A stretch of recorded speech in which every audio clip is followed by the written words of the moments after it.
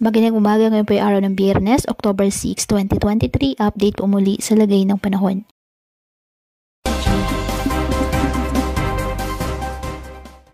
Nakalabas na po ng ating Philippine Area of Responsibility ang bagyong Jenny, pero kahit lumalayo na ito ng ating bansa, patuloy pa rin itong hinahatak ang hanging habagat, kung saan siya naman po nagpapaulan sa iba't ibang bahagi ng ating bansa.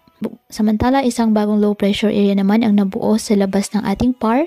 Sa ngayon, wala pa itong epekto sa lagay ng ating panahon. At patuloy nating monitor ang magiging development po ng nasabing low pressure area. Posible itong pumasok ng ating PAR sa pagsapit po ng weekend. Ayon sa Pag-asa, sa ngayon ay mababa pa ang chance nitong maging bagyo, pero patuloy natin po itong imomonitor. Ngayong araw, asahan ng pag-ulan sa Zambales, Bataan, Mindoro provinces at Palawan. Sa hapon, uulan na rin po ang Calabarzon, iba pang bahagi ng Central Luzon, Bicol Region at ilang bahagi ng Northern Luzon. May heavy to intense rains kaya posibleng bumaha sa mga bababang lugar at posible po ang landslide.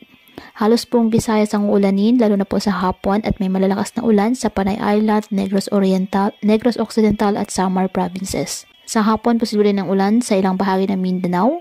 May malalakas na ulan po sa ilang bahagi ng Zamboanga Peninsula, Northern Mindanao at Caraga. Sa Metro Manila, mataasin po ang tsansa ng ulan. Kaya pinapayuhan ng ating mga kababayan na maging maingat po sa mga posibilidad ng pagbaha at pagguhod ng lupa, lalo na po kapag may malalakas na ulan, at ugaliin na magdala palagi ng payong o kahit anong panangga sa ulan o kahit naman sa init ng araw kapag lalabas po ng ating mga tahanan. At yan po muna ang update sa lagay ng panahon ngayong araw. Muli patuloy po tayo na mag-ingat at palaging tandaan, God loves you. Stay safe and God bless.